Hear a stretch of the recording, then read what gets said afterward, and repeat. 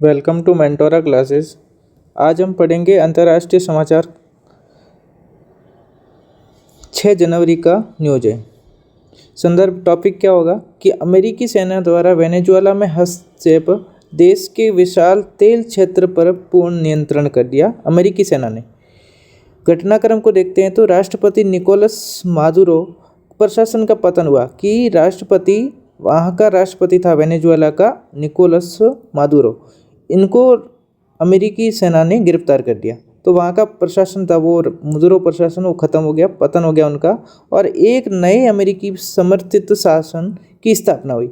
ये घटनाक्रम ने वैश्विक राजनीति में एक नए सिद्धांत को जन्म दिया, जिसको हम ट्रंप सिद्धांत के नाम से जानते हैं। ये ट्रंप सिद्धांत का उदय हुआ। ये सिद्धांत वेनेजुएला संकट के बाद अमेरिकी विदेश नीति के एक नए आक्रामक चरण को परिभाषित करता है। इसका मूल आधार क्या होगा कि अमेरिकी हितों की रक्षा के लिए किसी भी देश में प्रत्यक्ष हस्तक्षेप, विशेष कर जहां संपूर्ण या महत्वपूर्ण प्राकृतिक संसाधन मौजूद है, जैसे कि वेनेजुएला के अंदर तेल, वेनेजुएला ये जैसे कि वाशिंगटन डीसी है, अमेरिका की कैपिटल है, तो यहाँ से वेनेजुएला यहाँ आता है। तो यहाँ पे इन्होंने क्या किया कि यहाँ पे सर्वाधिक तेल पाया जाता है, प्राकृतिक तेल। तो इस संसाधनों का दोहन करने के लिए राष्ट्रपति ने, अमेरिका के राष्ट्रपति ने इस राष्ट्रपति को उठवा दिया। मतलब कि यहाँ के कहा है कि मूल आधार क्या होगा कि अमेरिकी हितों की रक्षा के लिए इन्होंने क्या किया, प्रत्येक हस्तक्षेप किया एक अन्य देश में, संप्रभु देश के अंदर। यह मादुरो प्रशासन के पतन के बाद की व्यवस्था को बनाए रखने की एक रणनीतिक घोषणा है।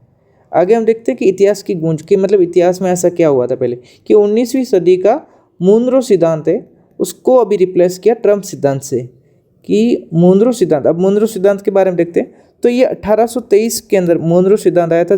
अमेरिका का ही राष्ट्रपति था उस टाइम।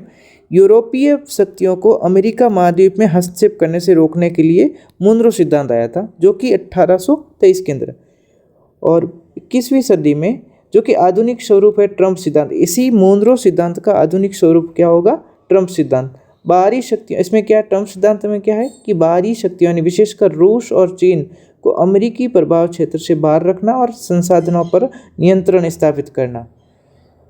ये सिद्धांत अमेरिकी प्रभुत्व को एक नए आर्थिक और सैन्य आयाम को पुनः स्थापित करता है। ये ट्रंप सिद्धांत की बात कर रहे थे हम।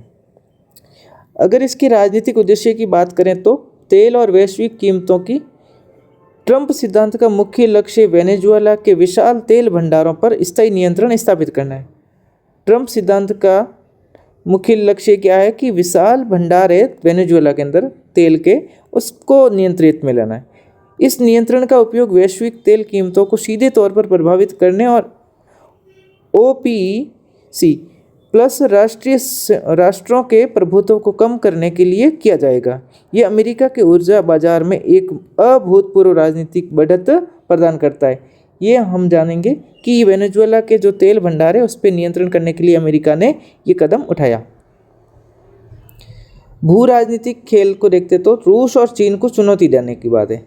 ये सिद्धांत यानी ट्रंप सिद्धांत की बात करेंगे। दक्षिणी अमेरिका में रूस और चीन के बढ़ते आर्थिक और रणनीतिक पद चिन्हों को सीधे तौर पर चुनौती देता है ट्रंप सिद्धांत के तौर पे।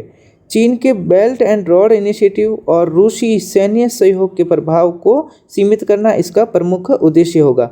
इसका मेन उद्देश्य क्या होगा कि चीन के अंदर belt and road initiative program चल रहा, मतलब ये रोड और रूसी सहयोग, सैन्य सहयोग, उसको कम करने के लिए इन्होंने ये कदम उठाया। ये पश्चिमी गोलार्ध में अमेरिकी प्रभुत्व को पुनः स्थापित करने का एक स्पष्ट प्रयास है। पश्चिमी गोलार्ध ये एक, मतलब उत्तरी गोलार्ध और दक्षिणी गोलार्ध, उसमें भी पूर्वी और पश्चिमी को बांटेंगे। तो ये पश्चिमी गोलार्ध की बात कर रहा है, ये पश्चिमी गोलार्ध, उत्तर में पश्चिम की ओर, ये पश्चिमी गोलार्ध। वैश्विक प्रतिक्रिया, इसकी वैश्विक प्रतिक्रिया लोगों ने, मतलब विश्व के अन्य देशों ने इस पर क्या प्रतिक्रिया दी है, तो एक विभाजित विश्व है। कैसे कि समर्थन किसी ने किया और किसी ने विरोध किया। तो जैसे कि यहाँ ब्राज़ील है, ये ब्राज़ील रेड कलर में जो दिख रहा है आपको, ब्राज़ील की बात है। तो ये ब्राज़ील के राष्ट्रपति, उन्होंने कहा है साम्राज्यवाद की सीधी स्थापना की बात कर रहे हैं। जैसे इन्होंने विरोध किया, किसने, ब्राज़ील के वहाँ के लुलो प्रशासन लूला प्रशासन ने इन्हें खुला साम्राज्यवाद करार दिया। रूस और चीन ने संयुक्त राष्ट्र की इसकी निंदा की। और समर्थन किसने किया? तो कई रूढ़िवादी देशों ने और अमेरिकी सहयोगियों ने इसका स्वागत किया और इसे क्षेत्रीय स्थिरता के लिए आवश्यक बताया। ये स्थिरता यहाँ पे जैसे ये चाइना है, इसकी बात कर रहा है, चाइना और ये रूस है। तो ये रूस को और चाइना को नियंत्रित करने के लिए अमेरिका ने ये कदम उठाया कि यहाँ के राष्ट्रपति को उठा के। अब परीक्षा की दृष्टि से बात करें तो GS2 पेपर में मुख्य विश्लेषण देखते हैं इसके। हस्तक्षेप की राजनीति, ये घटना राष्ट्रीय हितों के लिए दूसरे देश के अंतर्राष्ट्रीय मामलों में प्रत्यक्ष सैन्य और आर्थिक हस्तक्षेप का एक मुख्य उदाहरण है। अगर संप्रभुता बनाम अंतर्राष्ट्रीय कानून की बात करें तो ये संकट इस बहस को तीव्र करता है कि क्या एक राष्ट्र की संप्रभुता सर्वोपरि है? क्या अंतर्राष्ट्रीय व्यवस्था में हस्तक्षेप को उचित ठहराया जा सकता है? ये क्वेश्चन उठाए जा सकते हैं। ये वैश्विक व्यवस्था में शक्ति संतुलन के बदलते स्वरूप को दर्शाता है। ये था हमारे ट्रम्प सिद्धांत। ट्रम्प सिद्धांत को मैं शॉर्ट में देखें तो कैसे? ट्रम्प सिद्धांत की प्रकृति की बात करें तो 19वीं सदी के मूनरो सिद्धांत का आधुनिक स्वरूप कौन है? ट्रम्प सिद्धांत। रणनीतिक उद्देश्य देखें तो वेनेजुएला के तेल भंडारों पर नियंत्रण करना और वैश्विक कीमतों पर प्रभावित करना। भू राजनीतिक स्थिति देखें तो दक्षिण अमेरिका में रूस और चीन के प्रभाव को चुनौती देना। जब वैश्विक प्रतिक्रिया की बात करें तो ब्राजील द्वारा साम्राज्यवाद की आलोचना और रूढ़िवादी देशों ने स्वागत किया था। परीक्षा की दृष्टि से हमने देख लिया कि ये GS2 के अंदर आएगा। ये था हमारी पहली टॉपिक। दूसरा टॉपिक है अंटार्कटिका महासागर, अंटार्कटिका का महासंग्राम, अमेरिका का ग्रीनलैंड मिशन। एक भू राजनीतिक विश्लेषण देखते हैं इसके बारे में क्या है। दूसरा टॉपिक है हमारा ये, अमेरिकी विदेश नीति का नया केंद्र ग्रीनलैंड को बनाया गया। वेनेजुएला के बाद अब अमेरिका का ध्यान डेनमार्क के स्वायत्त क्षेत्र ग्रीनलैंड पर केंद्रित है। ये आर्कटिक क्षेत्र में एक नई भू राजनीतिक विरासत की शुरुआत की है। ये ग्रीनलैंड यहाँ पे और ये अमेरिका, यहाँ पे अमेरिका, और ये ग्रीनलैंड किसका है? डेनमार्क का है। तो ये डेनमार्क का ग्रीनलैंड है, तो लेकिन अमेरिका इस पर ध्यान रख रहा है। और यहाँ वेनेजुएला, तो ये वेनेजुएला के राष्ट्रपति को यहाँ अमेरिका ने कैद कर लिया। अंटार्कटिका का खजाना देखते हैं, क्यों महत्वपूर्ण है ग्रीनलैंड? दो मुख्य राजनीतिक कारण देखते हैं। पिघलती आर्कटिक बर्फ के कारण नए समुद्री मार्ग बनना, और जो वैश्विक व्यापार बदल सकते हैं। जो बर्फ़ के पिघलने पे नए मार्ग बन रहे समुद्री मार्ग, उसके नए मार्गों के खुलने से व्यापारिक बदलाव आ सकता है वैश्विक व्यापार में। ये क्षेत्र दुर्लभ खनिज, रेयर अर्थ मिनरल्स से संबंध है। कौन सा? ये अंटार्कटिक महाद्वीप है, इसकी बात कर रहा है, जिसमें रेयर अर्थ मिनरल्स के संबंध में है, जो आधुनिक तकनीक के लिए अत्यंत आवश्यक है। आधुनिक तकनीकें उनके लिए रेयर मैटर है, रेयर अर्थ मिनरल्स इसकी बहुत आवश्यकता रहती है। तो इसलिए ये अमेरिका का निगाह यहाँ पे। अमेरिका की 3 चरणीय योजना देखते हैं। पहला चरण क्या है? कूटनीतिक पहुँच। राजनीति की शुरुआत उच्च स्तरीय यात्राओं से हुई। राजनीति की शुरुआत उच्च स्तरीय यात्राएं, जिनका उद्देश्य संवाद और संबंध स्थापित करना। अच्छा, उदाहरण जैसे कि डोनाल्ड ट्रंप ने यात्रा करी थी यहाँ पे, जैसे कि ये USA या नुक के अंदर डेनमार्क के अंदर वहाँ पे यात्रा करी थी ग्रीनलैंड के अंदर। अब दूसरा, अमेरिका की 3 चरणीय योजना में दूसरा चरण देखते हैं। तो डेनमार्क पर सीधा दबाव, डेनमार्क पे सीधा दबाव बनाता है। जैसे कैसे बताया कि कूटनीतिक प्रयासों के बाद अमेरिका ने ग्रीनलैंड पर अपनी नीतियों को लेकर डेनमार्क पर प्रत्यक्ष रूप से दबाव डालना शुरू कर दिया है। उदाहरण में JD वेंस की यात्रा, JD वेंस ने यहाँ पे यात्रा करी थी। अमेरिका के प्रशासन, ट्रंप प्रशासन के साथ काम करते हैं। तीसरे चरण में इन्होंने क्या किया कि स्थानीय स्तर पर प्रभाव बढ़ाना, स्थानीय स्तर पर प्रभाव बढ़ाना। अंतिम चरण में अमेरिका का लक्ष्य स्थानीय समुदायों के साथ सीधे जुड़कर निवेश के माध्यम से ग्रीनलैंड में अपनी पकड़ को मजबूत करना है। यहाँ ग्रीनलैंड है, ये ग्रीनलैंड पे स्थानीय जो समुदाय है उनके साथ में पकड़ को मजबूत कर रहा है। आर्कटिक की नई शीत युद्ध बिसात, इसमें क्या सुरक्षा आयाम की दृष्टि से देखते तो यह अमेरिका का एक मिशन केवल आर्थिक लाभ के लिए नहीं है। इसका प्रमुख उद्देश्य क्या है? आर्कटिक पर आर्कटिक में रूस और चीन की बढ़ती सैन्य उपस्थिति को संतुलित करना और अपने रणनीतिक हितों की सुरक्षा करने की बात करता है। तो ये था हमारा विश्व की वैश्विक स्तर पर बात कर रहा है। यह ग्रीनलैंड है। तो इसमें हम देखेंगे कि हमने क्या देखा कि इसका उद्देश्य क्या है कि आर्कटिक में रूस को और चीन की बढ़ती सैन्य उपस्थिति उसको संतुलित करना और रणनीतिक हितों की रक्षा करना है। और ये परीक्षा की दृष्टि से जब देखें तो जियोग्राफी के अंदर भी आएगा और इंटरनेशनल रिलेशंस के अंदर भी महत्वपूर्ण है। इस मुद्दे को समझने के लिए निम्नलिखित 2 अंतर्राष्ट्रीय फ्रेमवर्क का अध्ययन आवश्यक है। वो कैसे कि आर्कटिक परिषद एक है, आर्कटिक काउंसिल इस क्षेत्र में शासन और सहयोग का प्रमुख मंच है। अंतर्राष्ट्रीय समुद्र कानून अनक्लॉज, इसमें क्या समुद्री क्षेत्रों पर देशों के अधिकारों और जिम्मेदारियों को परिभाषित करने वाली संधि है। हम क्या करेंगे, जब इस मुद्दे को समझना है तो उसके लिए हमें अंतर्राष्ट्रीय फ्रेमवर्क पर अध्ययन करना होगा। वो कि इसमें एक तो आर्कटिक परिषद जिसमें इस क्षेत्र में शासन और सहयोग का प्रमुख मंच है। दूसरा है कि अंतर्राष्ट्रीय समुद्री कानून। अंतर्राष्ट्रीय समुद्री कानून सब मानते हैं चाइना को छोड़ के ऑलमोस्ट। अनक्लॉज, समुद्री क्षेत्रों पर देशों के अधिकारों और जिम्मेदारियों को परिभाषित करने वाली क्या है ये संधि अनक्लॉज। अब देखते हैं ऊर्जा का शतरंज। इसमें ये था ग्रीनलैंड का टॉपिक। अब हमारा तीसरा टॉपिक ये है कि ऊर्जा का शतरंज, जैसे कि भारत, अमेरिका, रूस तेल विरोधाभास का विश्लेषण देखते हैं। भारत कैसे अपनी रणनीति, स्वायत्तता और ऊर्जा सुरक्षा के बीच संतुलन साध रहा है, इसकी एक गहन पड़ताल देखते हैं। क्या है कि वह दावा जिसने चर्चा छेड़ दी, क्या है, राष्ट्रपति ट्रंप ने दावा किया है कि टैरिफ के बाद या दबाव पर द्विपक्षीय संबंधों के कारण भारत ने रूस से कच्चे तेल का आयात कम किया है। ये ट्रंप का कहना है। विश्लेषण देखते हैं कि दावे के 3 मुख्य आयाम क्या क्या है। पहला, भारत की स्थिति को देखते हैं तो कोई ऊर्जा विविधीकरण और प्रतिबंधों का प्रभाव। दूसरी बात है कि आर्थिक प्रभाव में नए आपूर्तिकर्ताओं की तलाश। तीसरा है रणनीतिक प्रश्न, क्या भारत की विदेश नीति दबाव में है। ये हमारा क्वेश्चन रहेगा कि भारत की चाल क्या रहेगी कि ऊर्जा विविधीकरण की नीति ये अमेरिकी दबाव का परिणाम नहीं है बल्कि एक सोची समझी रणनीति है। कैसे कि भारत ने रूस यूक्रेन के युद्ध के बाद में लगे प्रतिबंधों और वैश्विक ऊर्जा बाजार की अनिश्चितताओं के कारण सक्रिय रूप से अपने ऊर्जा स्रोतों पर विविधता ला रहा है। ये भारत की ऊर्जा सुरक्षा सुनिश्चित करने के लिए महत्वपूर्ण है।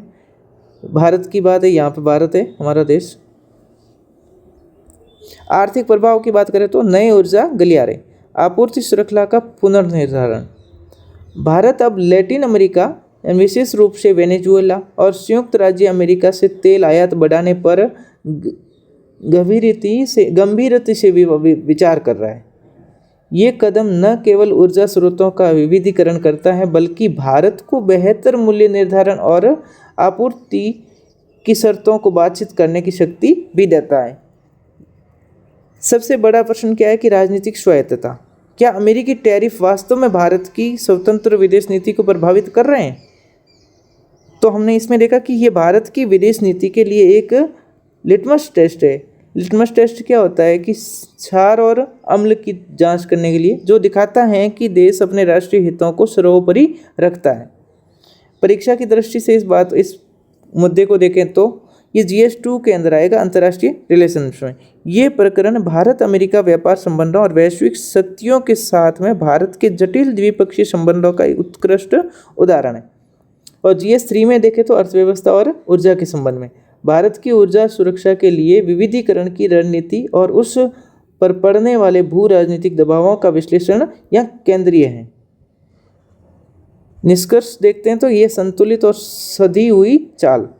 कैसे अमेरिकी दावों के विपरीत भारत का ऊर्जा कूटनीतिक संचालन दबाव में झुकने का नहीं बल्कि राष्ट्रीय हितों को प्राथमिकता देने और रणनीतिक स्वायत्तता और ऊर्जा सुरक्षा के बीच एक कुशल संतुलन बनाने का प्रमाण है। ये था हमारे 3 टॉपिक।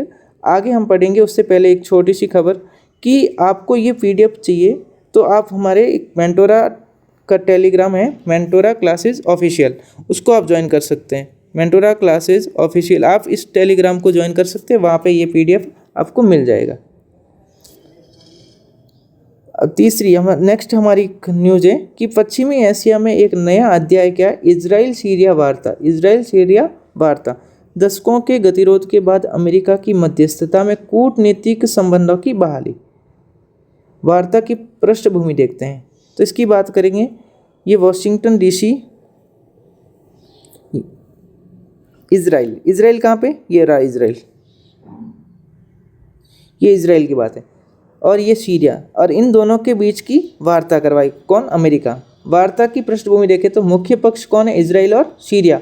मध्यस्थ कौन कर रहा है, संयुक्त राज्य अमेरिका, यूएसए मध्यस्थता करेगा। संदर्भ में क्या है कि सीधी बातचीत असद शासन के पतन के बाद क्षेत्र में बदलते राजनीतिक समीकरणों के बीच में वर्षों बाद फिर से शुरू हुई है। कि असद शासन जब इनका समाप्त हुआ था तो उसके बाद में ये सीधा राजनीतिक समीकरण शुरू हुआ है। निर्णायक मोड़ देखते हैं। असद शासन का अंत, सीरिया में सत्ता परिवर्तन ने कूटनीतिक संभावनाओं के लिए एक नया द्वार खोला है। जैसे कि नई सरकार पुराने गठबंधनों से हटकर क्षेत्र में अपनी स्थिति को फिर से परिभाषित करने का प्रयास कर रही है। सीरिया की बात कर रही है। सीरिया का जो असद शासन था वो समाप्त होने के बाद में सत्ता परिवर्तन हुआ, उसके बाद में ये कूटनीतिक संभावनाओं के लिए एक नया द्वार खुला। उसमें पुराने जो गठबंधन हुए थे उनसे हटकर एक नई स्थिति परिभाषित करने का प्रयास कर रही है। इसी के परिणाम स्वरूप क्या हो रहा है कि इजराइल के साथ में कूटनीतिक संबंधों को सुधारने के लिए वार्ता शुरू हुई है। किन किन के बीच में, इजराइल और सीरिया के बीच में। विवाद का केंद्र क्या है, गोलन हाइट पॉइंट है, इसके बारे में देखते हैं। सबसे पहले ये देखते हैं कि ये इजराइल का बॉर्डर है और इधर सीरिया का। अब इन दोनों के बीच में कि गोलन हाइट पॉइंट, वार्ता के दो मुख्य बिंदु देखते हैं। सबसे पहला है क्षेत्रीय संप्रभुता, गोलन हाइट्स पर नियंत्रण और भविष्य की स्थिति। आगे बात है कि सैन्य वापसी, सीरियाई सीमा से सैन्य बलों की वापसी पर सहमति। इन दोनों ने अपनी सहमति रखी कि सीरियाई जो सेना थी वो वापस हो जाएगी। शक्ति संतुलन में बदलाव, ईरान का कमज़ोर होना। इस क्षेत्र में ईरानी प्रभाव कम होने के कारण सीरिया को अपनी विदेश नीति पर पुनर्विचार करने के लिए मजबूर होना पड़ा है। क्या हुआ कि ईरान का प्रभाव यहाँ पे कम हुआ, इसलिए सीरिया ने कदम वापस हटाए। ये बदलाव सीरिया को आर्थिक और राजनीतिक स्थिरता के लिए पश्चिम की ओर झुकने और रणनीतिक अवसर प्रदान करता है। क्या हुआ कि सीरिया को आर्थिक और राजनीतिक स्थिरता के लिए क्या करना होगा, पश्चिम की ओर झुकना पड़ेगा। ये उन्होंने अवसर देखा। तो ईरान का प्रभाव था पहले, अभी ईरान का प्रभाव कम होने की वजह से सीरिया ने क्या किया, पश्चिम की ओर झुकाव कर दिया। परीक्षा की दृष्टि से देखें तो GS2 में ही आएगा कि यह घटनाक्रम दो प्रमुख आयामों को दर्शाता है। कैसे, अब्राहम अकॉर्ड का विस्तार और नया शक्ति संतुलन। सबसे पहले अब्राहम अकॉर्ड को देखते हैं। ये वार्ता इजराइल के अरब जगत के साथ में संबंधों के सामान्यीकरण की प्रक्रिया का अगला कदम हो सकती है। नई शक्ति का संतुलन देखते तो यह पश्चिमी एशिया में पारंपरिक गठबंधनों के टूटने और एक नई शक्ति संतुलन के उभरने का स्पष्ट संकेत है। ये अब्राहम अकॉर्ड है, ये किस किस के बीच में हुआ था, जो इजराइल और अरब जगत के जो देश है उनके बीच में। अब देखते हैं हम इसका सिनॉप्सिस में कैसे कि इजराइल और सीरिया की वार्ता। हमने महत्व GS2 के अंदर इसका महत्व है अब्राहम अकॉर्ड और पश्चिमी एशिया में नया शक्ति संतुलन। विवाद का बात करें तो गोलन हाइट पॉइंट पर इसका कब्जा करना और सैन्य वापसी की, ये सैन्य सीरिया सेना थी वो वापसी की बात कर रहा है। भू राजनीतिक कारण देखें तो ईरान का कमज़ोर होना, सीरिया का पश्चिम की ओर झुकना। सीरिया किस साइड झुक रहा है, पश्चिम की ओर, क्योंकि पहले ईरान इसमें सपोर्ट में थे लेकिन ईरान पीछे हटने की वजह से और ईरान का प्रभाव कमज़ोर होने की वजह से सीरिया किस साइड जा रहा है, पश्चिम की साइड में। उत्प्रेरक घटना देखते हैं तो असद शासन का पतन, असद शासन था उनका पतन हो गया और यहाँ पे सत्ता परिवर्तन होने के कारण ये समीकरण शुरू हुआ। तो ये तो था हमारा। नेक्स्ट टॉपिक देखते हैं तो एक जहाज, एक महासागर, एक नई शक्ति संतुलन। एक जहाज, एक महासागर और नई शक्ति संतुलन। चीन के नौसैनिक विस्तार और भारत पर इसके प्रभाव का विश्लेषण। चीन ने नया विध्वंसक जहाज कमीशन किया है। हाल ही में चीन ने अपनी नौसेना प्लान की क्षमता में विस्तार करते हुए एक नए विध्वंसक जहाज यानी लोडी का जलावरण किया है। ये एक अपग्रेडेड टाइप 052D, ये नाम है type 052D guided missile destroyer हैं, जो कि चीन की नौसैनिक शक्ति का एक क्या है महत्वपूर्ण प्रतीक है। ये जहाज है चाइना का जिन्होंने अभी जलावरण किया है। ये हिंद महासागर में उतारा है इसको, है ना। एक बड़ी योजना का विस्तार देखते हैं कि ये जहाज है। लोडी का जलावरण कोई अकेली जल घटना नहीं है, ये चीन के अपनी नौसेना यानी प्लान को तेजी से बढ़ाने के व्यापक अभियान का एक हिस्सा है। चीन का लक्ष्य एक विश्व स्तर पर सेना का निर्माण करना और वैश्विक समुद्रों पर शक्ति प्रदर्शित करने का इसका उद्देश्य है। अमेरिकी नौसेना के साथ में शक्ति संतुलन की बात करता है। ये अमेरिकी शक्ति और ये चाइना का, इन दोनों के बीच में संतुलन करने की ये जहाज इसलिए उतारा। चीन के इस नौसैनिक विस्तार का मुख्य उद्देश्य क्या है कि अमेरिकी नौसेना के साथ में शक्ति संतुलन बनाए रखने की बात करेगा। ये चीन की वैश्विक महाशक्ति बनने या महत्वाकांक्षा का एक स्पष्ट संकेत है। चीन वैश्विक महाशक्ति बनने का सोच रहा है, उसकी ये एक स्पष्ट संकेत है। रणनीतिक टकराव की बात करें तो इसमें क्षेत्र है दक्षिण चीन सागर और हिंद प्रशांत क्षेत्र। दक्षिण चीन सागर देखते हैं, ये रहा हमारा दक्षिण चीन सागर कि ये भारत और यहाँ पे ये चीन, तो इसका ये जो यहाँ पे जो सी है वो कौन सा सी बोलते हैं, दक्षिण चीन सागर। और ये हिंद प्रशांत क्षेत्र, इसमें चीन का मुख्य ध्यान इन दो महत्वपूर्ण समुद्री क्षेत्रों पर है। कहाँ कहाँ पे, जहाँ वह अमेरिकी प्रभुत्व को चुनौती देना चाहता है। कौन कौन से, एक तो दक्षिणी चीन सागर और हिंद प्रशांत क्षेत्र। ये क्षेत्र वैश्विक व्यापार और ऊर्जा आपूर्ति के लिए अत्यंत महत्वपूर्ण है, इसलिए इनका ध्यान यहाँ पे। भारत के लिए चिंता का विषय क्या है कि चीन की बढ़ती नौसैनिक क्षमता का सीधा असर भारत पर पड़ता है। सबसे बड़ी चिंता हिंद महासागर में चीनी नौसेना की बढ़ती उपस्थिति है, जो परंपरागत रूप से भारत का प्रभाव क्षेत्र रहा है। यहाँ से देखो कि ये तो भारत है, अब यहाँ पे ये हमारा हिंद महासागर है, पूरा का पूरा क्या है, हिंद महासागर। नेक्स्ट है कि नई सामरिक वास्तविकता। हिंद महासागर में चीनी नौसेना की स्थायी उपस्थिति अब एक सामरिक वास्तविकता है। ये भारत की समुद्री सुरक्षा और क्षेत्रीय प्रभुत्व के लिए एक नई और गंभीर चुनौती प्रस्तुत करता है।